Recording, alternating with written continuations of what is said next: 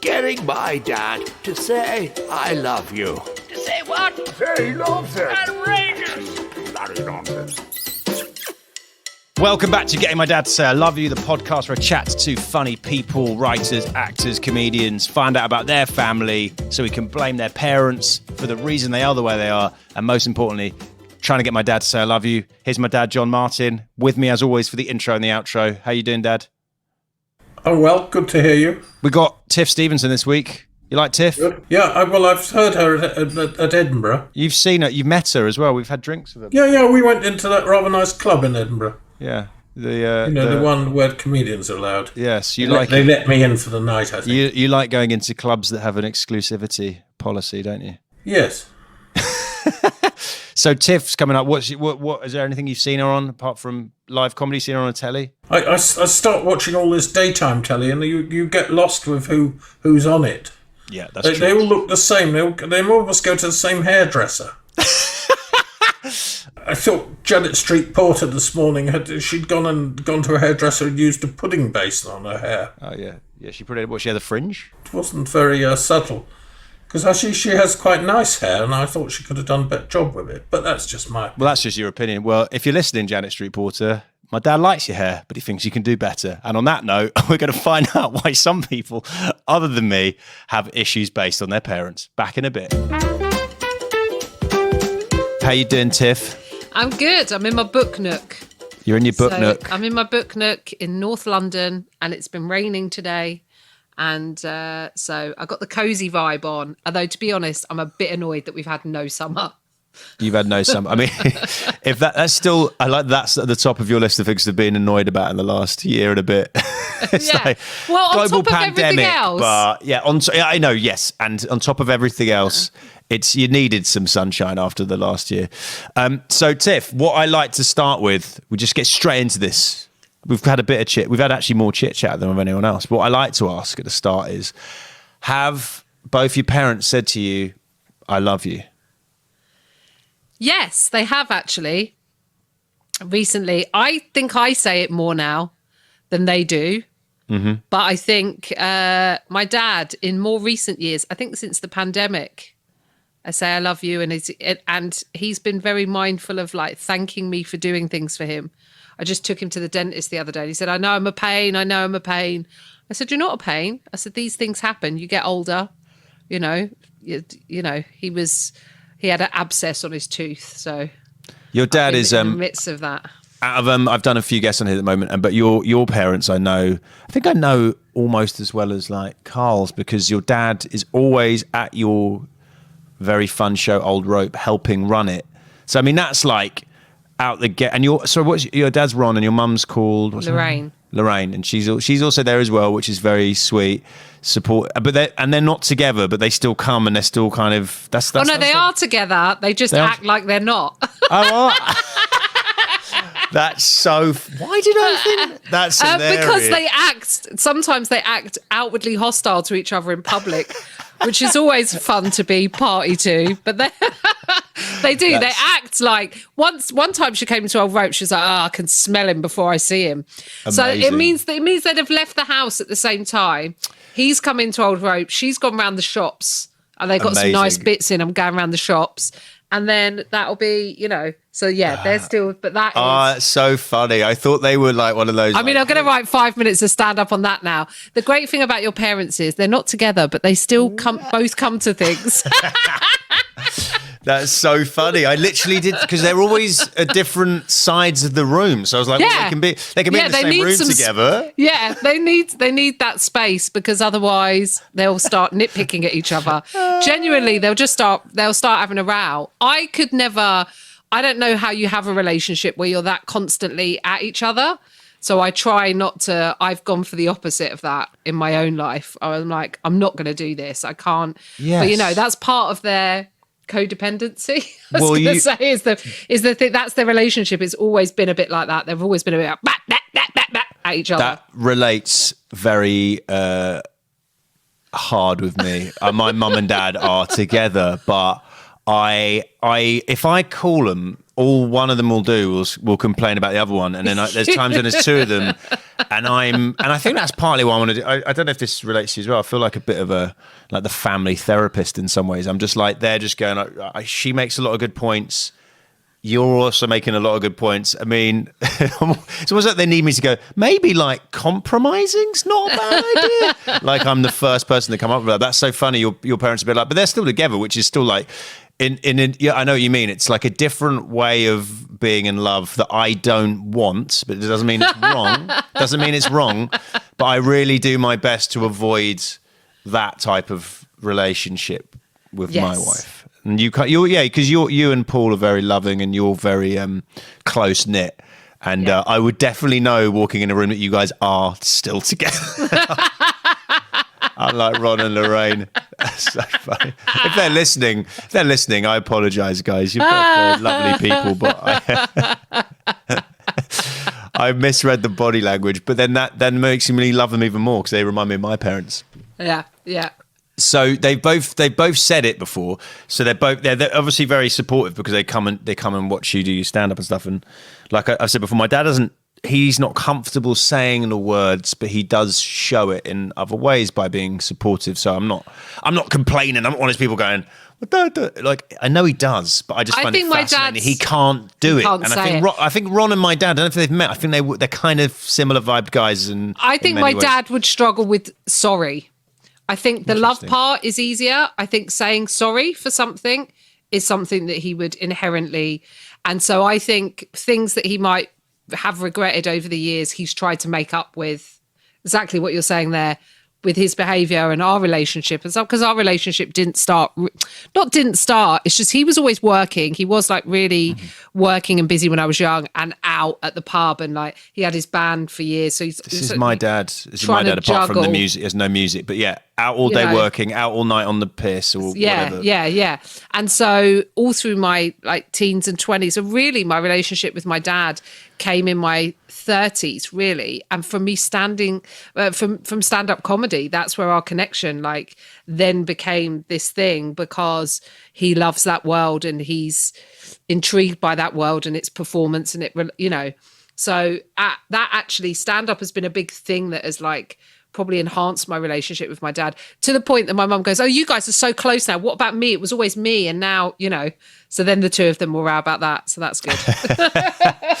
That's very funny. But the performing side, I see that's an interesting way of like bringing you guys together. But then the thing that I popped into my head was you're very hard. I mean, I said this to everyone because I think everyone who's successful and everyone I'm interviewing on this, I deem very successful. I do think you have to be extremely hardworking in comedy. And so your dad was always working all day and maybe out at night. So did he tell you to work hard? Because I think you have an amazing work ethic. You're always working on stuff. You've got loads of projects going on.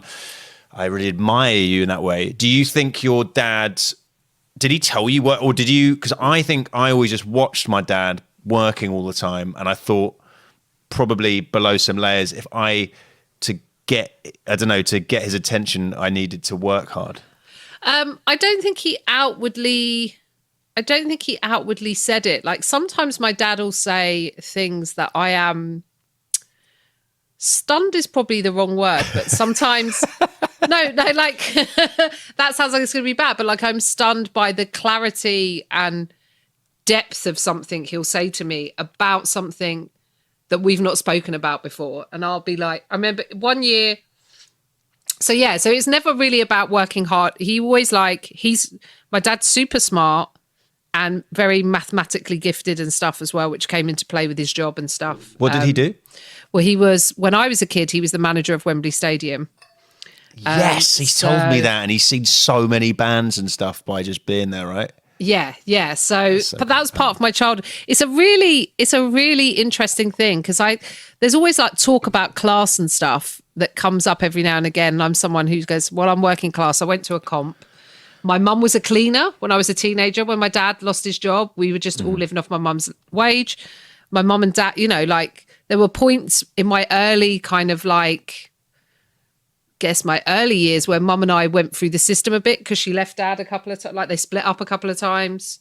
So we went to, you know, going to the DSS and, you know, living in a like, you know, a B&B room or whatever in a, you know.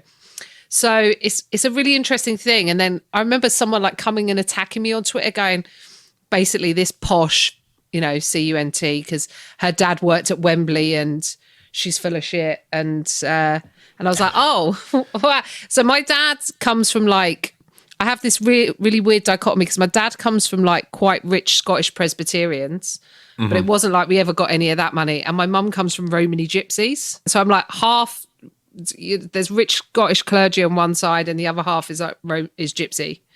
So, and also, yeah, like there's this weird thing at the moment where these BBC guidelines have come out to like establish working class, like who's working the UK, class. I mean, I'm not there at the moment. And the one thing I always think about the UK that is so class obsessed, and the fact there's guidelines to establish your class feels insane. Do you know what to they me, need to do? It needs to not be about class, and it needs to be like hire some people outside of Oxbridge.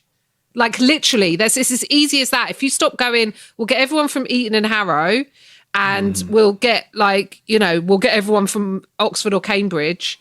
You know, then you're starting somewhere. You know, like or even Durham. Like, you know, it's funny when the guidelines apply to the diverse side, and you're like, isn't it making it harder for why can't it? The whole point is everyone and anyone should be able to, rather than why are you putting rules to like how diverse someone is. And technically, I would fit into that because it was like, oh, we're one of your parents in this manual labour job, like, and manual labour was like if your dad was like, I think it was like road sweeper, lorry driver, or your mum was a cleaner, or what, you know, like, so it's such a weird, and also there's a very my parents I describe as like charismatic lunatics. Right. I get that. I think I relate to that massively. Yeah. They're charismatic. Like if they come in a room, you're going to hang out with Ron and Lorraine. You and are. You're going to enjoy it, right? They you are know? very, you just have that aura. You're like, oh, you're going to be fun. You know, like both of them. I just like, they're just always up for they're sociable animals, I would say. Yeah. And charismatic lunatics because they are mad and I'm mad. Like, but there's, you in a room, you're like, yes, of course we want to chat to them. So my dad's job when I was, I think he was at IBM for a little while as well. But then when he was sort of he was at IBM and he sort of had the band going. And I remember the band used to rehearse in the house. Is that IBM in Chiswick? Is that IBM in Chiswick? I always saw the sign for it near there. Brentford, Chiswick. Yeah, the old Brentford. Mate, that drive, driven past there many times. Yeah. Yeah, so he did that, and then he was okay, right. And then he was at Wembley. So when I was a kid, he was box office manager. So it was like we're going back to when Harvey Goldsmith, before like because my dad was there, sort of did Live Aid.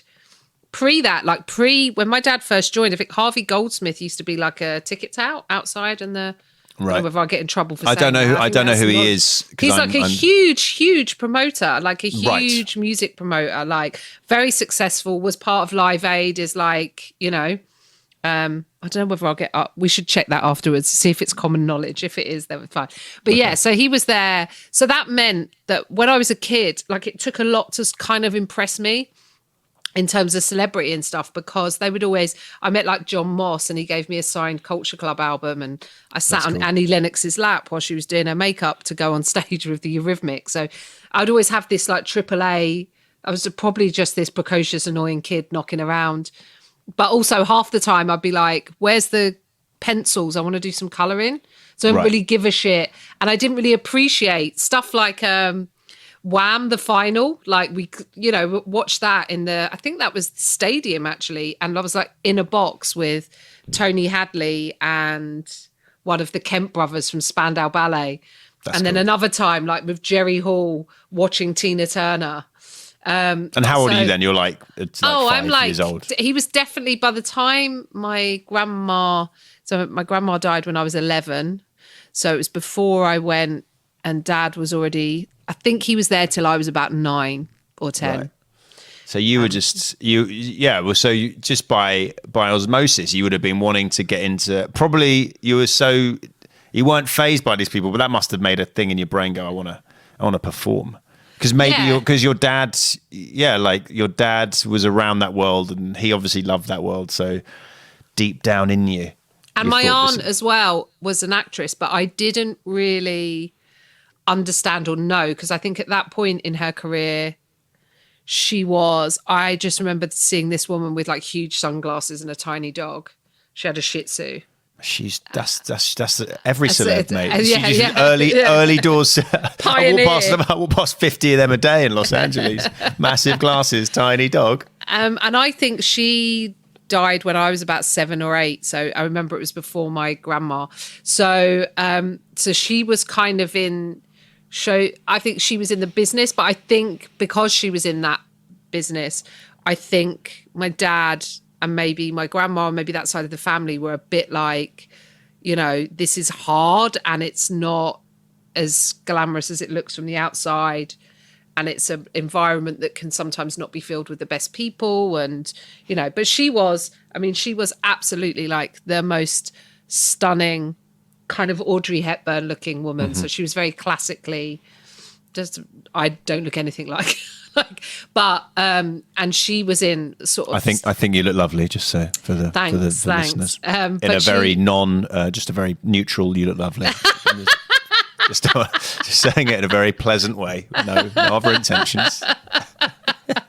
But she was in stuff like The Avengers, and she was in Adventures of Robin Hood, and she was like friends with Shirley Eaton, who was one of the early Bond girls, and Edmund Purdom, and she was in like the Saint, stuff like that, right? So she'd been. And she's on your dad's side or your mum's side? She's my dad's sister. So your dad's side has more of the entertainery side, the My mum's side has a real kind of creative side as well, but it's like kind of more of an artsy vibe. And in fact, my mum's first job was she used to do continuity at Rank Studios, Denham Studios, right? So they were both actually sort of in that area. That was her. I've got something very interesting to tell you about that. Actually, I'll come on to that. Okay, right. I put a pin in that. I've remembered it. Denham Studios. Put a pin in Denham Studios. So my aunt, but I've never still to this day sort of never met any of the people who sort of work with my aunt through acting or any of those. She went to RADA as well. So she, I think like did you want to go away from home? Did you want to go to RADA? Because I know there's a big because Hans did. She went to drama school, but RADA's it's expensive, right? It's expensive. I think. I don't know if there's any. What's the word I'm looking for? Any. What's it where you get it? You get it subsidised. Scholarship. Scholarship. I don't know if there's scholarships. My aunt either left Scotland or ran away from Scotland to go there, and. So I had a thing of like, I wanted to, when I was a teenager, I sort of begged my parents to go to Italia Conti or Sylvia Young. Mm-hmm. And they didn't want to send me to, I think at the time I was asking, either my dad was redundant, didn't have a job, because then he went to work for a construction firm. So it could have been in that time when we were living off my mum's money. So back of your mind, you're like, that's going to tick a box for the working class thing with the BBC in 35 years' time. Get a manual labour job, Ron. This is going to sort me out. In 20 years' time, I'll be laughing. So it was. So I think it was either that I couldn't afford, and also that there was a concern over how much of the other education. You're really bright, My mum still occasionally goes, when are you going to do stuff with your brain? I was like, I mean, that's exactly what I do. I make money from words that I create in my head, sentences that I construct. That's interesting, though. This is another pin here. That's an interesting thing that your mum said. So do you think your mum, like, she says it jokingly, she's obviously very proud of you and what you do, but do you think there's a bit of her that's like, because when I started this, my dad was very supportive because he hated his job, but very selflessly, did it and sent us to school and all that. My mum, I think, was like, and she's working class, so she's just like, why are you not doing a sensible job that earns you loads of money? And then when I started earning money, she was like, not that she's like in a bad way, I think she was like, okay, fine, this kind of makes sense now. But do you think your mum, there's a bit of her like when you were starting then, you're kind of going into that, does she want you to just get don't take these risks, go for the sensible option? Yes. So she's gone through every phase. It's mad. So early doors, when I was about 18, I turned up at some studios for a casting because I was with a sort of kids agent for a little while. When I was like 16 or 17, I joined this sort of like acting class that had an agency attached. And Bryan Adams was there and he asked me out. Right. And I didn't know. Yes. I didn't know it was Bryan Adams. I had no idea. So I was like, so I turn up for this casting. The woman. How old's Bryan Adams at this point? I mean, he's got to be, is he in his 60s now? Late 50s? Let's look it up. I mean, he wouldn't be the first musician to ask someone out who's dangerously too young. Sadly, that is. He's 61. So, yeah, Right. he's got a fair old chunk on me. 20, not quite 20 years. Wow. A Okay. little bit less than, but you know. So I would have been, I mean, maybe if I was 18, he would have been like 35, 30. Yeah. Right? No. Do you know, it's one of those things where when you hear stuff like that, you're like, oh yeah, cool. And then as soon as I hit 35, which is my age now, actually, the idea of dating an 18-year-old is insane to me. They look so young, 18-year-olds. Yes, I'm yeah. like, all right, man, well, whatever. People are, Yeah. Yeah. It's Absolutely. legal. It's They've- legal. If your first thing is it's legal, then that's not a great first. It's legal. Street legal. Okay. Yeah. Anyway, so he asked you out. They're kids. So he asked me out. So he. If they've got a kids agent, they're too young for me. That's what I'm going to say that right now. If a girl has a kids agent, even if she's 18, it's when they've got an adult agent at least. Anyway, sorry, carry on. That's all right. So basically, I turn up, and the woman who's running it, Tina, I think she's American. Right. I just remember it being like, cool beans. You know, she was like this really, she like ran the acting classes. That is what an American says. They do say cool beans. No British person said cool beans back then. Probably not even now. Yeah. Unironically, yeah. So she got me in for the casting and then we were waiting. So I was there with my friend. I think I was there with my friend Tara. And we're waiting in, there's like a bar area. And what I didn't realise is there's a bunch of it's a place in like Ladbroke Grove. There's a bunch of A&R companies like in the same place that the casting's being held. So my friend Tara goes to the bar to get me a drink. She's like, Tiff, what do you want? And then this like small man who looked quite greasy, I didn't know like who he seemed nice, but he was like, Tiffany, like breakfast at Tiffany, and he started like kind of doing this kind of man. and then he That was is like gross. That's a he gross did, chat online, he mate. did the breakfast at Tiffany's, and he's like, is that your name? And then he was like, would you like to come to dinner with me? I'd like to take you out for lunch, not breakfast. Would you give me your number? Like, it might have even been pages at the time or whatever, but like Tiffany. And my friend Tara's like, and then Tina comes out and she takes me in and she's like, who is that small man just being like trying it on with you? And I was like, I don't know. It's just like asking me out. I go in, I do the casting. I don't get the job. And then later on that day or the next day on the radio, it's like, Bryan Adams is in town. And then I get a phone call from the woman, Tina, the American lady, going, oh my God, that guy we were fucking rude to was Bryan Adams. That's excellent. It's like, I love it, mate. You mugged off Bryan Adams. That's great. And then my mum, but this is where I say my mum's gone through phases. I tell my mum what's happened. She's like, you should have gone out with him just once. He probably would have bought you a Porsche or something. Amazing. Wow, that's so good. Doesn't matter what. Yeah, just as long as you get a Porsche out of it, everything's fine. Jesus. So that was 20 plus odd years ago, mum, or the versions of my mum. So one of the things we go loggerhead with, and I wrote an article about this and then I never published it, but I think it's a longer thing, possibly for a book, because I find the generations of feminism fascinating. So one of the things when I was saying about my mum working at Denham Studios, fairly recently, I'm going to say about 3 years ago. Can I tell you this story? Is that all right? Or do you Mate, go for it. No, I know. You've come back to the pin. We've put the pin in Denham Studios.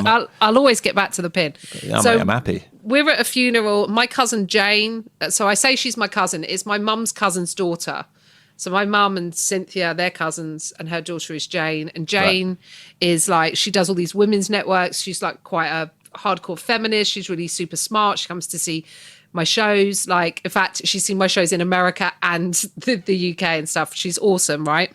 So my mum and Cynthia lived together for a little bit when they were kids, because my mum stayed with Cynthia and Barry.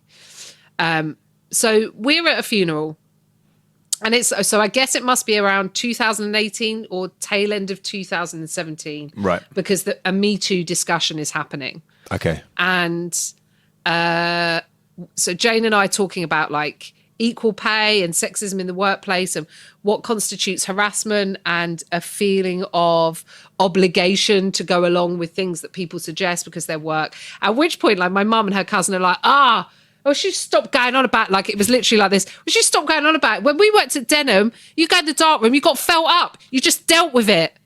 Wow. And it was like, we didn't go on about it, did we? Like, it was a bit like that. So. Wow. That's that's not an uncommon reaction from. Is it like do you reckon? I mean, we've gone into a whole other world here, but do you reckon that's? And I might be wrong. Is that because they're like, we went through that, yes, and we're fine? I think that's a lot of people's perception of life, isn't it? Like, well, I did that and I was fine. I think it was you're complaining that you had it hard, we had it harder. There's a bit of that. I also think as well is that. And I think this about lots of things, because I'll have debates with my mum. Like, I remember when Wayne Rooney had an affair, right? And my mum showed me the paper and she pointed at the girl that he had the affair with. And she was like, that girl knew he was married when she started shagging him. And I was like, Wayne Rooney knew he was married. Why is this? So that's how we come at it. I was like, we're coming at it from two different, and I think it's generations of feminism. And I think and I try to be kind, because also I have to remember, when discussions happen around women's safety and getting home at night and doing all of this, like, the messages that my mum had and the level of fear and protection she had for me was crazy high, because she's dealing with how the world is, not how she wishes the world would be, right? Mm-hmm. So the reality is very scary. So I think within that, me and my cousin end up saying, oh, we're really sorry. You shouldn't have had to put up with that. That's really fucking shit. And guess what? I think at the top, I think the frustration comes from, because at the time they couldn't say anything. Yeah. So they had no choice but to get on with it. So it's a slight change of perception when they say we just got on with it. What they sort of mean is we didn't have any recourse to deal with it. So we could go and complain and we'd just be told to find another job. So we had to accept it societally, and it's quite hard. Yeah, I do think that. Like, I think now when I've got friends who are like, would call themselves the elder gays, and when they see the young girls, the young gays, and they toss around words that they were like, listen, that was when we were young, we just didn't say that word. Like, and now you want to reclaim it, we get it, but that was like abuse for us. And also we marched and we did this fight and we did this. So you can kind of see. So generationally, I feel like that was kind of a similar situation to them. Is like, they're like, we didn't complain about it, but also that they couldn't. And so what you hope is that you inch the progress forward again and again and again and again. Mm-hmm. But, you know, even with my mum, so, you know, that kind of going, don't go through the park at night. And then we have these conversations around victim blaming. And I say to mum, you know, like, these are victim blaming things. But then this is the same mum who, when I was like, I think I was like 14 maybe or 13, the first time that she taught me to carry a hairspray in my handbag and a tail comb, because you're allowed to use that as a weapon. A tail comb with a little pin at the end. So if you needed to. Oh, wow. Okay. You know, and one of my earliest memories is being on a train with my mum, and I must have been about 6 or 7. And you just sort of forget how the adrenaline must work for your parents and how all of this happens. We're on the train and there's a guy sat opposite us. And every time I look at him, he starts rubbing his dick. But I don't know what that means at that age. Right. And then eventually I say, Mummy, that man, every time I look at that man, he touches himself. And like, so then my mum like moves us. And then we get off the train the next day. It happens really quickly. Like, we sort of, she gets up and she fucking slaps him. And then we're off the train. And then we're on a cold train platform. And I can only imagine like what's coursing through her body in that moment. You know, as a woman then at her age, she had me when she was 34, you know, so she's in her she would have been the same age as me, right? In this kind of state of like violent fucking, this can just happen. I'm with my child and a man is doing this on the train, and how unsafe that feels, and how they've lived in that world. So the same as your mum, the same as Hannah's mum, they've grown up in this world where they didn't really have as much of a voice. Yeah. Even though there were waves of feminism, how much power they actually had. That's really fascinating. That probably trips down into when you're I want to be an actor and do stuff. She's probably thinking, is that safety thing? She's well, this is not there is obviously dangers, but she's more career-wise, that's an unsafe route to choose. So so did you feel that kind of even within the go out of him once he would have bought you a Porsche, that comes from the same place, right? Yeah, it does. It comes from a fear of, I need my daughter to be safe, because every mother that has a daughter is going, what if she doesn't come home tonight? And that's a real fear. It's a real, so that you should have got out of him once he would have bought you a Porsche. You'll be okay. You'll be okay if you have money. Yeah, and if you're with a man who has money, or you get married, you're going to be safe. And I don't want you to not be safe. And I don't want society to not care about you. And so for society to care about you, she thinks that means you've got to be married, you've got to have kids, you've got to have security, you've got to have money. And all of my choices in life have been running away from that. So I can understand how it's quite hard for my mum, that she's stressed and she's worried, because, it's the same thought that is going through when I'm a teenager going out. It's I want her to be safe. Why do you think you've run away, as in taken the riskier? Why do you think that is? Is it just because you were just enamored with the lifestyle when you were a kid, or do you think there's a little bit of, different because I'm a guy, obviously, but I've always, the idea of doing the safe route has always made me sad. I don't know, it's made me feel anxious about I much rather do the idea of a 9 to 5 or whatever. And I know why. It's because my dad used to do that and hated his job and just said, whatever you do, don't do this. It's the worst. So I know that's why I felt like doing the thing I love and taking the risks with it. But do you think, what do you think pushed you away from the safe options? Adrenaline junkie, a sponge for new experiences. A few things, really. I think one is control. At a young age, because my parents would row with each other. They'd argue, and you're the person in the middle trying to. Sitting on the steps, overhearing it. That's overhearing it. Overhearing it, or getting in the middle of it, going. Trying to distract from it, trying to diffuse it in whatever way you can, whether it's, so when I was young, I was a huge bookworm. I mean, I still am, I'm in the book nook, but I was obsessed, and I liked the idea that I could escape by going into these worlds that were created, and it felt like I wasn't. So I would use that as a route of escapism. And I think the performance side of it, I think, again, control. I think a lot of us get into stand-up. It's very, very funny.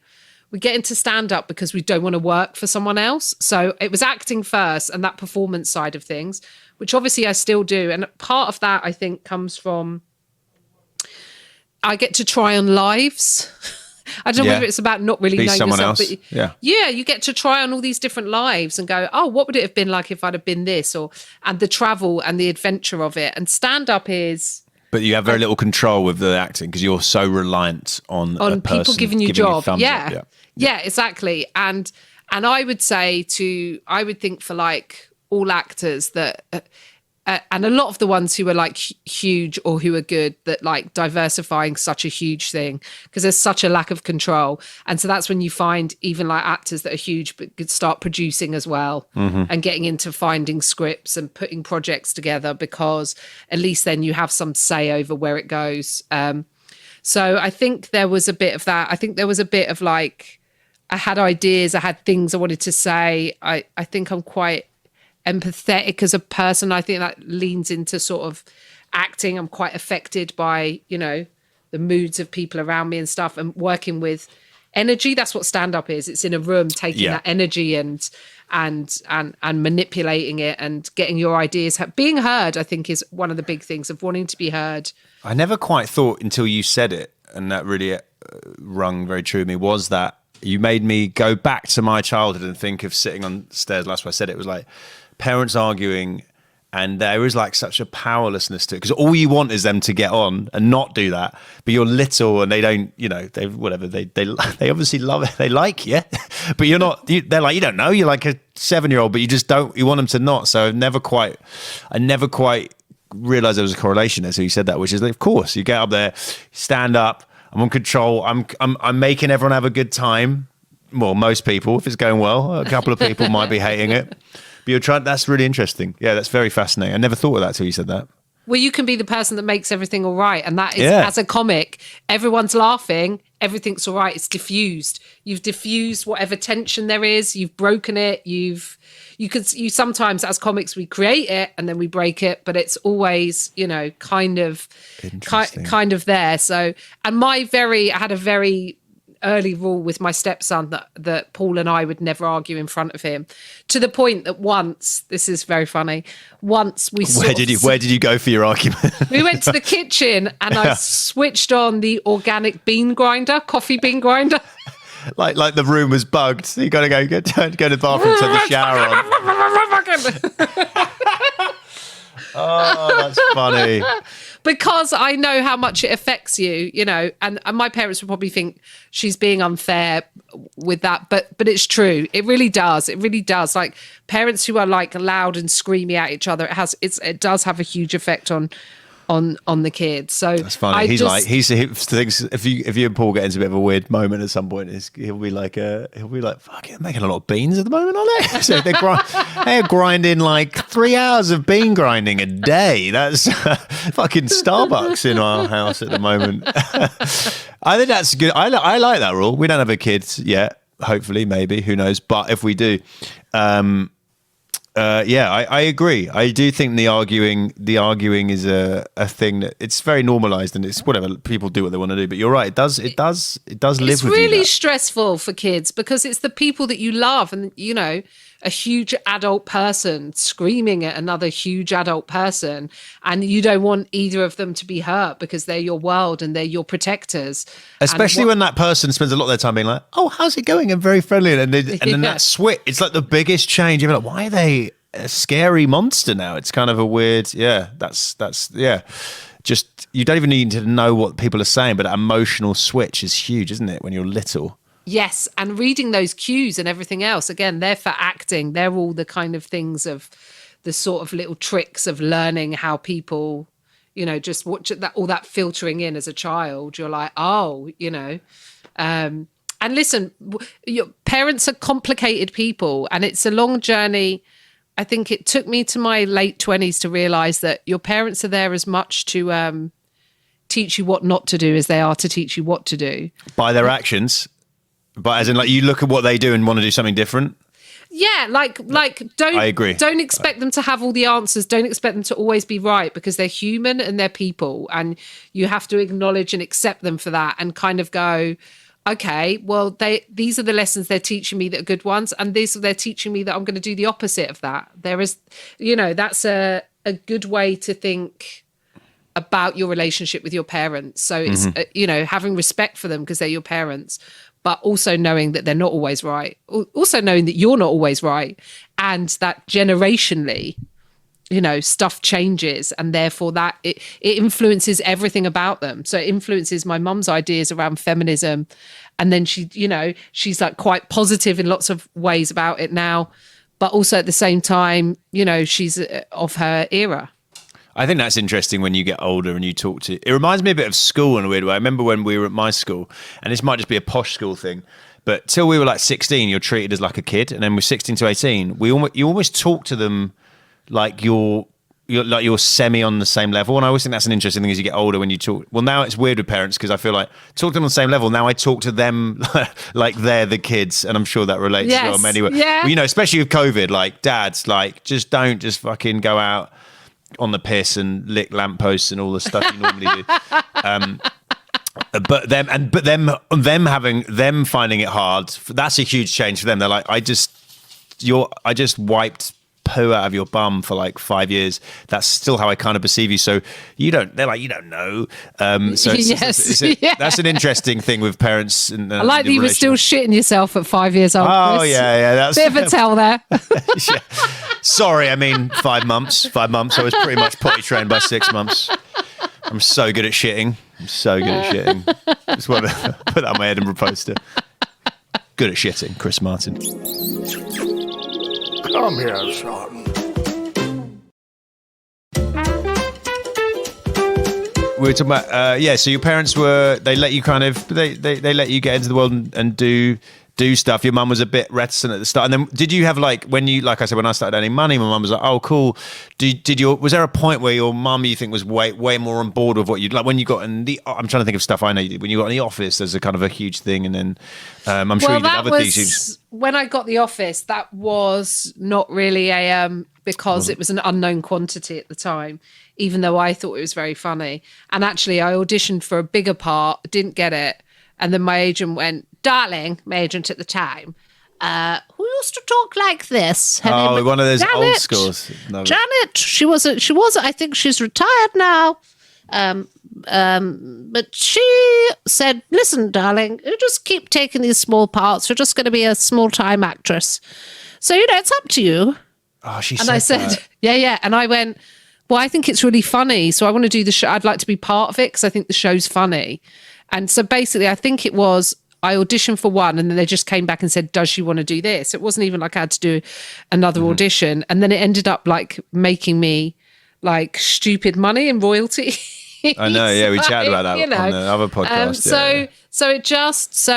So my mum, not so much with that, but maybe because I think, when a check turned up for that, where she was like, oh, but I think she now she's like, oh no, it's good. She's always like, just make sure you protect yourself and people don't take your ideas.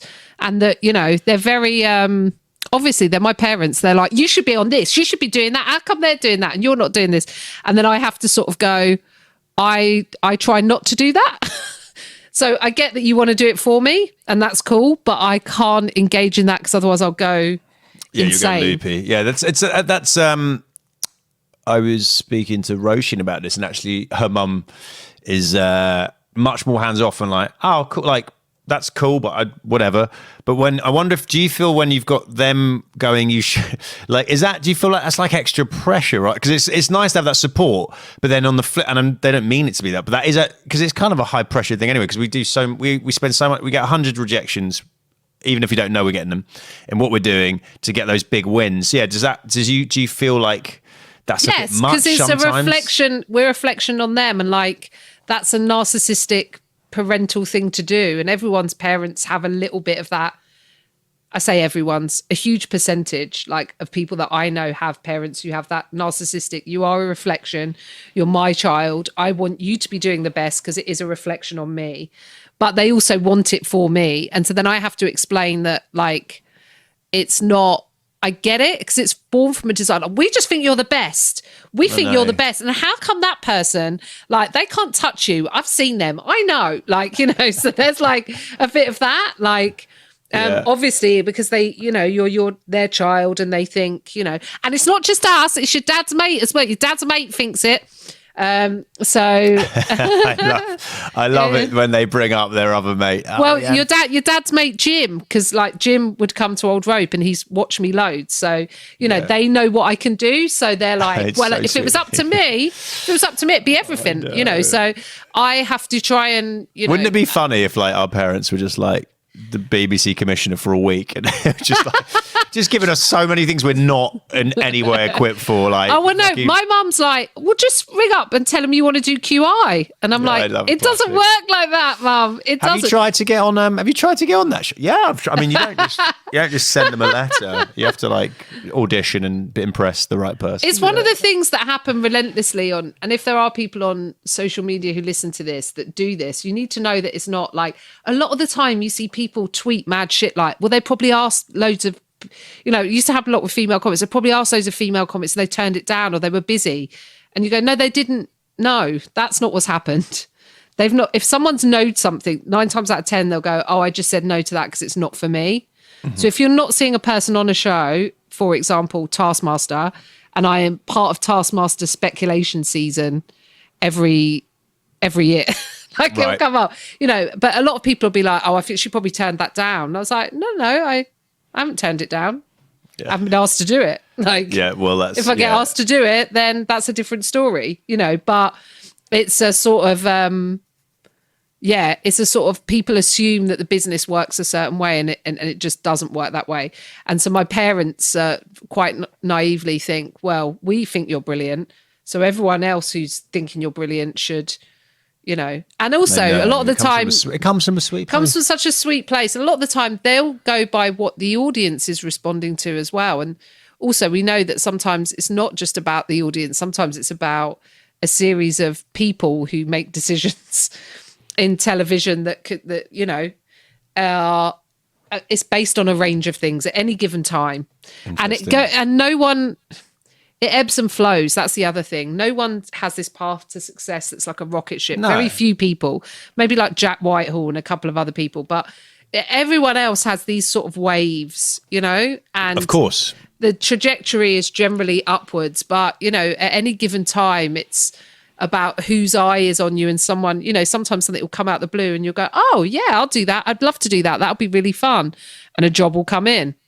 When you get a job that comes in that you're really excited for, that I'm trying to think of, like, do you call your parents straight away? Like, as in me and Hans had something we're starting soon. We're not going to talk about, but like, yeah. And I was like, when when is the earliest I can tell my mum and dad? But not even like, it's not even, I don't even think it's like they're going to be, it's just to sort of show that I'm like not insane, that I'm like doing it. I'm like, I'm in America, but like I'm not like a lunatic. I'm not here just like living off. I'm not like living on a street corner. Bumming around. Right. Yeah. Like, I'm not just getting stoned, man, like everyone else. I'm like here, like doing stuff. And so, and I'd love to actually be at a point where I don't even, you want to have enough stuff happen that you're like, oh, sorry, I forgot to tell you about that. Trying to explain to them is quite difficult because, like, I tried to explain to them about Avenue 5. Like, so I'm like, Armando Iannucci. Yeah. And my mum's like, yeah. Like, he's not mum famous. That's the problem. I've had this. Yes, he's not mum nip. He's not mum nip, right? So, but, like Russell Howard is, for example, is mum nip. But so I sort of try and explain, and then they go, oh, right, now I get it. And so you sort of explain to them a little bit and then they get it. But like, I'm doing a film, and we were talking before we started the recording. So I'm going to Serbia to shoot a film. And then my dad was like, so like, I'm a bit worried. Like, do you know anyone else that's going? And I was like, no, it's a film. It's a film, Dad. And then like, but how? I've seen Serbia had a war 25 years ago, and I don't want you to go there in case you get in a war. That's so sweet. So like, I was sort of going, yes, it's an American production, and it's, they're shooting like, so you end up just kind of like going through those sort of beats and sort of trying to explain it to them. And then sometimes it's a quantifiable thing that they can go, oh, we know what that is. So if it's like Mock the Week or House of Games, they go, oh, I know that. And I can tune into that at tea time. And that makes sense to me. And I can get my head around that and that sort of, but sometimes they're like, I don't understand. What do you mean you're doing stand up here? Or you're writing? What are you writing? What do you mean you're writing on? Are you in it? Are you, that they get. Would you love to get to a point where you like, because you tell them and you want them to be happy? Would you like to get to a point where you're like, oh, I'll tell them because my parents want to tell them, but also like it's okay, I don't know, like almost like it's, I don't know, just do it because you enjoy it, it's fun, and not worry too much about their reaction? Would you like to get to that point, or do you just want to keep, I mean, I don't think there's a right or a wrong answer to this. I think it's like, I would. My mum called me a snob the other day because I wouldn't get a Mac from Marks and Spencer's. We'd gone out shopping. Buy a Rain Mac or a MacBook Air? No, like a Rain Mac. Okay, good. I was going to say, if you're buying laptops from Marks and Spencer's, I'd seen one. Like, I think I was going like, there was a threefold. So it's like, I can go the Burberry and go, this is my forever Mac. Yeah. I can go Massimo Dutti or somewhere like, I'm trying to think of a mid-rangey, or like a Isabel Moran or something, like where it could go anywhere from like 250 quid up to like 600 quid. Or there's the Burberry end, which is obviously way more expensive, and you get one Mac and it lasts your entire life, and then it sits in the wardrobe and you get a bit afraid of wearing it, right? So that's the sort of range. And she went, Marks do them. And I was like, I don't want one from Marks. And she went, you're a snob. And she started having a go at me. And my dad was like, she's not a snob. She just knows what she wants. And she was like, oh, earn a bit of money. This is what, like... I love that. She's like she works for Marks and Spencer's. Why does she even? That's hilarious. She's really annoyed that I think I'm too good for Marks. And I think it's because when I was a kid, Marks was the posh place, It was posh, the posh place. And it was, and then obviously we have been through times where there was no money for anything like that, There was my mum couldn't be getting new things for herself because we're living off her cleaning wage, Does it? Do you think they've affected how you view money and stuff? Like my dad's very cavalier with money. I'm not as cavalier with him, but like he's very much like spend it, enjoy it. And my mum is very much the opposite. And I think I've landed in the middle there, which is like do nice stuff, but also like have money. Like don't just. I think my dad is quite. Yeah, I think my dad's quite sort of smart. He likes a little bit of a. He likes to do the horses, and he likes to put something on the football. He likes to have a bet. Of course he does. I could tell that straight away. Down the bookies. Yeah, I could see him down there. Right. How many little pens in my mum and dad's house? Do you reckon? I bet he's got so many tiny pens. It's like fucking Argos warehouse. But my dad. I think when he does, he's like got a butt. He'll go, I'll do 30 quid this week or it won't. And I love gambling, so I definitely get that from him. Oh, yeah, you do love gambling. You love fruit machines. Fruit machine. I've been on the online ones during lockdown. Oh, mate, online fruit machines is, come on, mate. No, but also I go, like it might be like I'll do 10 or 20 quid once a week. And then I'll play, and then I normally, cause I won't go plunging money I won't go chasing a loss down a rabbit hole. I mean, I won 250 quid on one a couple of months ago. You always hear about the wins though, don't you? You always hear about the wins. Oh no, but if I go in and have a look, I'm about even on everything. Okay. So like I check, because you can do your balance and checks, and I'm not promoting gambling, but also we all do things, don't we, to sort of take ourselves away from thinking about who we are for 5 minutes. I want. This is my dad's attitude to money. My dad, when I was a teenager, I was at university, and he told me about a mate of his who'd investing on a website where you give a man on the internet money and he plays poker, but very conservatively. But you get, your money goes up 10%, 20%. And he goes, I goes, that all right? And he goes, yeah, so. And I kind of Googled it, and no one said it was a scam. But he's like, yeah, this guy I'm doing it, he's got loads of money off it. So I put £100 in, and then I looked on the website a week later. He's like, you now got £130. I'm like, this is fucking great. So I just put 500. This is at university when you got like no money. I put 500 quid in. And literally a week later, like the thing that stopped updating the website. And I was like, oh, what's going on here? This isn't good. And then the guy eventually dropped a message going, guys, I'm going to be honest. I started gambling a little bit more aggressively than before, and all the money's gone. However, I'd guaranteed you a 50% return extra. Now, I promise I can get you at least 75%, 175% of your investment. And I went, nah, it's a scam, innit?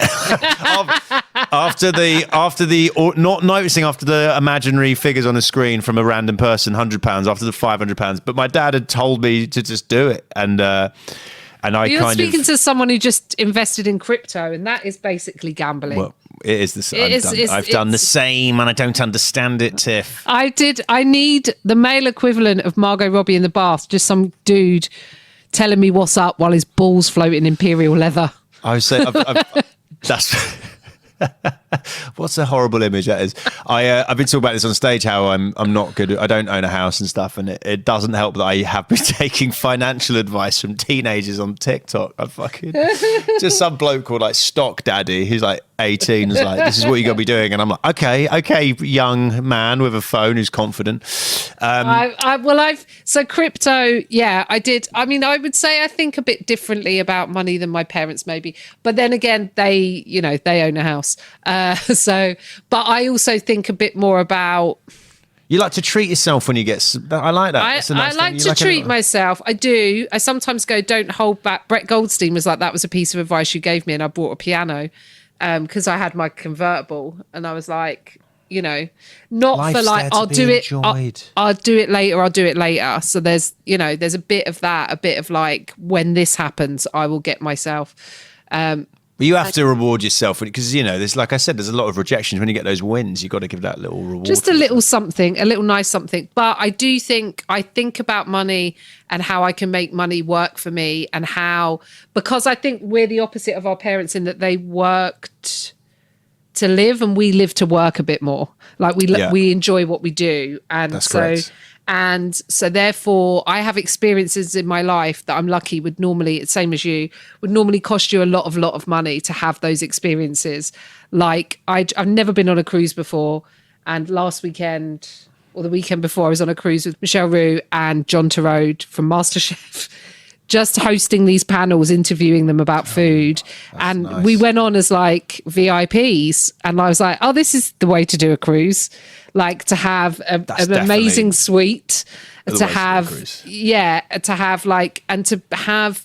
but I got to do that. I got paid to do that. And that was awesome. So by not having, those are the perks, by not having this kind of guaranteed financial security that people in a 9-to-5 have, it's harder to get mortgages. It's harder to do that. But actually you can come into like a chunk of money that you go, oh, okay, maybe we'll build something on that piece of land. Like, so that's, you know, and I'm with someone who's like good at doing stuff like that. So I think a bit more, I think a bit more modern and a bit more differently about finances. Like my mum and dad don't necessarily make their money work for them, you know. True. So I was like, years ago, I was like, guys, why don't you buy a smaller house or a bungalow and use the other half to buy a flat and rent it out, and then that rental income is your pension. You know, my dad's got you know, they're on state pension and stuff as well. And I think my dad's got, but you know, just stuff like that where you're it's like, a lot of effort though, isn't it? It's a lot of effort. It's a lot of effort. It's a lot of effort. It's not going to happen. But you know, just stuff like that to kind of go, like, you know, trying to be a bit, you know, look, and I'm not saying I'm an expert in any way, but trying to be able to try and make it work for you a bit and have, you know, I saw an old billionaire on one of these TikToks went, never pay with a debit card. That's your money. Use the credit card and pay it off every month. Why would I spend my own money when I can spend somebody else's in case something goes wrong? And I was like, all right. Yeah. All right, old man. All right, old rich man. Well, that is, the credit card does give you insurance, which you sort of forget, and actually booked flights at the beginning of the pandemic. I am still trying to get the money back out of them, but the recourse is you can go through your credit card company and they'll do it because it's underwritten. So look at this podcast. It's gone from parents to just sound finance advice from two people who've watched a couple of videos on the internet. But whereas my dad is still the cash guy. I'll pay it cash. How much for cash? How much for cash is just still a conversation. When I was a 14-year-old, I was like, I went to Boots to buy my sister a hairdryer for Christmas. Before I went, I think my dad, because I was having pocket money. I wasn't a chimney sweep at 14, so he gave me pocket money. And I think I said I was like £15. He goes, ask how much for cash. And I was like, all right. So I'm in Boots, and I go, hi, how much for cash? And they were like, it's still £15. We're not fucking independent mechanics. We're not an independent mechanics. We don't write off VAT here. But that's such classic cash dad advice. Classic cash dad. So he's cash man. He doesn't have credit cards. He doesn't like the idea of owing someone money. But that's a switch. That's a thought process, right? So there's a switch there that is, I don't know if you've ever read Rich Dad, Poor Dad, but it's amazing. So it's this kid who has a friend, and his dad and his family are really rich, and he gives him financial advice. And then he's got his dad who isn't very good with money, and it's about like, you know, like how he sifted out the rich dad's advice to enable to. Wow. But you know, like that, it's correct. That's going, you owing someone money. I see what you're saying, but also the other thing is that you have to build credit in order to be able to get credit. So, yeah. So just about being able to make... I love you immediately a spin-off podcast. Let's do a money podcast, Chris. Money. Let's do a... Comedians making Rich money. comedian, poor comedian. Rich comedian. Fucking hell. I'm worried I'm definitely the poor comedian. I could be, don't worry about that. We'll get on someone who's fucking fully, but just stuff like, obviously, because we create our own things and stuff as well. It's just of having that financial, we've got friends who set up a podcast studio, like Adam and Dan, who set up their, just doing stuff like going, oh, we create this, so we own this, and this can make us money ongoing. And trying to think about how you can work smart with money rather than work hard, I agree. Because there's no jobs for life anymore. Like my brother-in-law retired at like 50, I think. But I feel like that was like the last, and I can't imagine retiring. No. I'll just be doing this. What are you going to do? What are you going to do? Yeah. It's boring. It'd be fun for I think it'd be fun if all your best mates and you, like 10 to 15 to 20 people, you just all were just fucking about and but that's not going to happen. You're not going to have that. Yeah. It's boring. It's boring. Well, so that kind of speaking of working hard and come around, let's come back to the parents to finish us off then. So your your parents have instilled. I love your parents. I hope. Would you reckon they'll listen to this? They might do, yeah. So, well, if they're listening, do you want to? Here's what I like to get everyone to do. Do you want to say anything to them, like about just you've been very honest, but also very nice. But anything you want to say, like Lorraine and Ron, if you're listening, thanks for parenting me or whatever. Yeah, thanks for consciously uncoupling. I was trying to take the piss out of Gwyneth Paltrow. They're all right, aren't they? They are all right. I like them a lot. They're all right. I like them. And I once again apologise for thinking you guys were not together. But I have the same parents, so maybe that they may or they may not. I don't know if downloading a pod and then they may have to do it when I'm there. But let's see. They may or they may not. But I don't think I've said anything that would be so horrific that I would be disowned. No, they're very relaxed, your parents. I don't imagine them being too. You've been very nice as well. So, and then the final thing I like to do is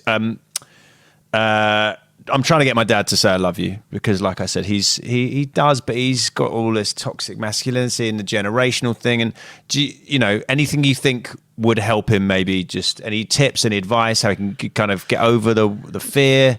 Tap that and open himself up to that he's part of is part of a cycle of life and this beautiful son that you have that goes forth into the world from your hopes and your dreams and your aspirations. And there he is, a representation of that, and he's doing really well. So just tell him you love him. Oh, just say it. Nice. That was so nice. Say he's a brilliant kid. He's a really brilliant kid. So tell him you love him. It's a bit like therapy now. I know you're actually too effusive towards me. There, I'm very uncomfortable with how nice that was. Also, if I would say to I'm trying to get my parents to do some of the journaling and stuff like that I sort of enter into, which is consciously in your days of thinking about, like, if it was today was your last day or tomorrow, what would you do? What would those things be? Would it be, and not like a bucket list, would it be like, because I always have a thing like I want to swim in the ocean, I need to be in the ocean, or I want to watch the stars, or I want to see a sunset, and I want to hug everyone I love, and I want to tell everyone I love that I love them.